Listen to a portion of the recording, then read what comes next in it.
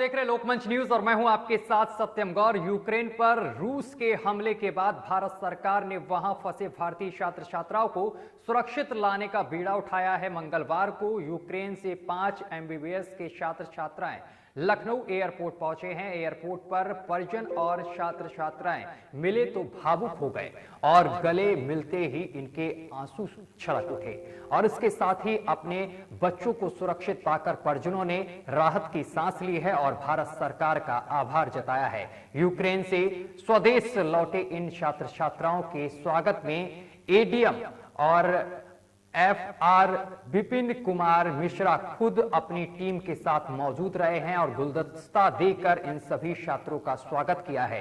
Ukraine में फंसे भारतीय बच्चों को भारतीय दूतावास की मदद से वापस लाया जा रहा है। जैनुद्दीन अंसारी सहित 5 एमबीबीएस छात्र छात्राएं हैं जो पहले दूतावास की मदद से यूक्रेन से रोमानिया पहुंचे और वहां से फ्लाइट के जरिए मुंबई पहुंचे और उसके बाद इनको लखनऊ लाया गया है। इन सभी छात्र छात्राओं का खर्च भारत सरकार ने उठाया है, जिसके लिए इन्होंने और इनके माता पिता ने भारत सरकार का धन्यवाद व्यक्त किया है। तो इसी के साथ हमारे साथ जैनुद्दीन अंसारी हमारे साथ जुड़ रहे हैं जो यूक्रेन से भारत लौटे हैं। जैनुद्दीन, आपका बहुत बहुत स्वागत है लोकमंच पर और आप देश वापस लौटे हैं, इसके लिए भी मैं आपका स्वागत कर रहा हूं। Sir good afternoon sir. जी जैनुद्दीन, आप यूक्रेन में किस शहर में थे? सर मैं विनिसिया सिटी में था। जी, वहां पर अगर सिचुएशन की बात की जाए तो क्या सिचुएशन है अभी जब आप वापस लौटे? जी विनिसिया सिटी जो है वो थोड़ा सेफ जोन में माना जाता है, तो उतना वहाँ पे ही वार की कोई कंडीशन नहीं थी और जो अदर सिटी थी वहाँ बहुत गंभीर थी। इसके वजह से हम लोग जितने भी विनिसिया यूनिवर्सिटी के थे सब सेफ ही बॉर्डर पे आ चुके थे, कोई वहाँ पे फंसा नहीं था। कल या परसों सर लास्ट बस थी जो एम्बेसी के थ्रू गई थी हॉस्टल, हो सकता हो सब बच्चे बॉर्डर पे आ चुके होंगे। इसके साथ ही ये बताया जा रहा है कि यूक्रेन की जो राजधानी कीव है वहां पर जो हालात हैं बेहद नाजुक हैं। वहां पर लगातार बमबारी हो रही है और कई नागरिकों की वहां पर जान जा चुकी है। जी सर, यूक्रेन की जो कैपिटल है सर वहाँ पे तो बहुत ज्यादा स्थिति खराब है क्योंकि कैपिटल को ही टारगेट करते हैं ज्यादातर और फिर एयर स्ट्राइक भी करते हैं, कभी कभी मिसाइल भी मारते हैं। जो बिल्डिंगें रहती है बिल्डिंगें डिस्ट्रॉय हो जाती है और जो वहाँ के लोग सिविलियन रहते हैं वो उनको भी इंजरी हो जाता है कभी कभी। और जो आर्मी बेस रहते हैं आर्मी को भी बहुत ज्यादा नुकसान होता है और जो इंडियन स्टूडेंट है वहाँ पे वो बहुत गंभीर से फंसे हुए हैं क्योंकि कल एक वीडियो आया था जो बच्चे निकाले थे कि यूक्रेन जल्दी से जल्दी छोड़ दे, वो वहाँ से चले जाएं। भारत सरकार लगातार वहां से बच्चों को निकाल रही, लेकिन अभी भी कई भारतीय छात्र वहां पर फंसे हुए हैं। यूक्रेन की कीव में कई छात्र फंसे हुए हैं। लेकिन अगर जैनुद्दीन समझा जाए वहां की स्थिति के बारे में, बताया जा रहा है बहुत ही क्रिटिकल स्थिति है यूक्रेन की और भारतीय छात्र अभी भी कई फंसे हुए हैं। अगर वहां के जो शहर हैं उनके बारे में अगर कुछ ताजा जानकारी साझा करें कि वहां पर अभी क्या स्थिति बनी हुई है। सर यूक्रेन में जितने भी स्टेट है सर वहाँ पे तो हर स्टेट में ही बहुत गंभीर तरीके से वहाँ वार हो रहा है क्योंकि 4 ऐसा यूनिवर्सिटी है कि वहाँ से बच्चे निकल नहीं सकते हॉस्टल से कि सुपरमार्केट से फूड खरीद के खा सके। जैसे मैं यूनिवर्सिटी का नाम लेना चाहता हूँ, खारकिव यूनिवर्सिटी, उड़ीसा यूनिवर्सिटी, ब्लेक्सी यूनिवर्सिटी, सुमी यूनिवर्सिटी।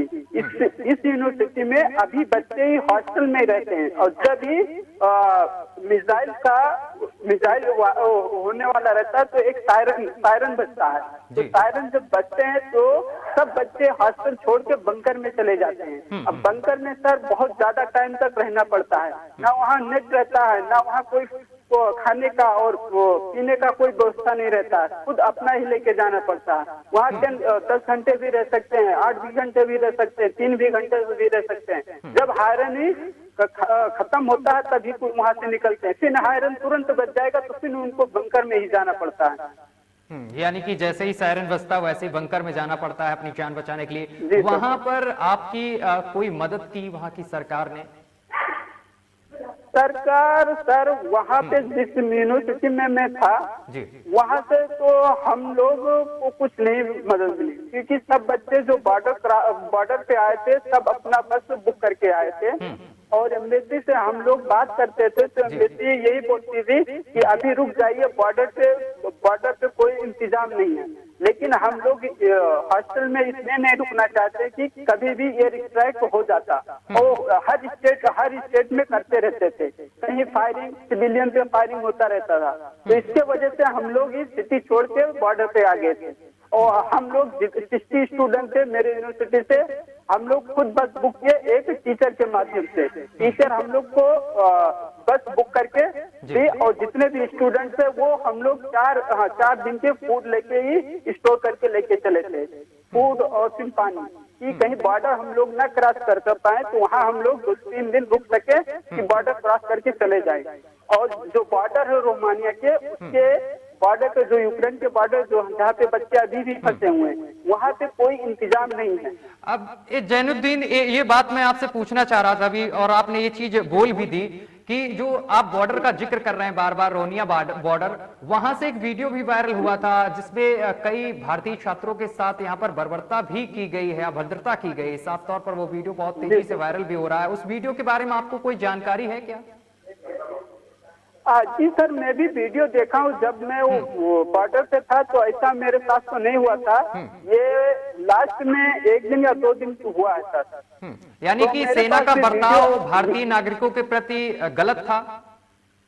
जी गलत, क्योंकि ये बच्चे बॉर्डर पे मान के चलिए 2000 बच्चे बॉर्डर पे हैं, लाइन लगाए हुए हैं। जब लाइन आता है तो बच्चे एक दूसरे को पुश करते हैं, ढकेलते हैं, तो बच्चे लाइन से बाहर हो जाते हैं। तो आर्मी उनकी वहाँ की थोड़ा बहुत हेरिटेट होती है, गुस्से में आती है। तो कभी कभी वो ऊपर फायरिंग भी कर देते हैं और बच्चे को थोड़ा डराने के लिए इधर उधर पैर भी चला देते हैं। इस तरीके का व्यवहार किया जा रहा है। मैं जब तक था मुझे ऐसा नहीं लगा, लेकिन जो बच्चे वहाँ पे थे 2-3 दिन से स्टे हुए हैं वो बता रहे थे। अभी कितने आपके जो जानने वाले हैं, जो आपसे संपर्क साधे हुए हैं, आपके मित्र, अभी कई मित्र क्या फंसे हैं आपके वहां पर, जो आपसे जान पहचान है? जी अभी बहुत सारे मित्र फंसे हुए हैं बॉर्डर पे, क्योंकि जो मेरे साथ 60 स्टूडेंट आए थे उसमें में से कुछ स्टूडेंट बॉर्डर क्रॉस कर ले, कुछ स्टूडेंट अभी नहीं क्रॉस कर पाएंगे।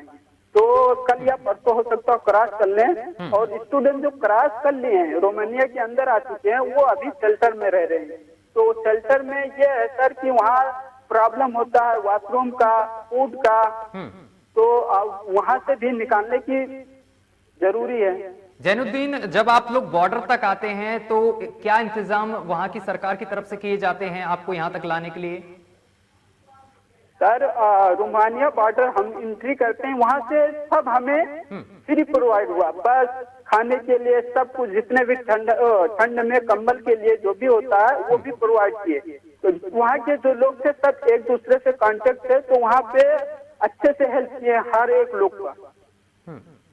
ये ऑपरेशन गंगा के तहत जो छात्र फंसे हैं उनको सरकार लगातार ला रही है, तो इस दौरान ये भी है कि कोई भी खर्चा भी नहीं लगा है भारतीय नागरिकों का जो वहां से यहाँ तक लाए गए हैं। इसके साथ ही आप अब देश में आ गए हैं, कैसा महसूस कर रहे हैं?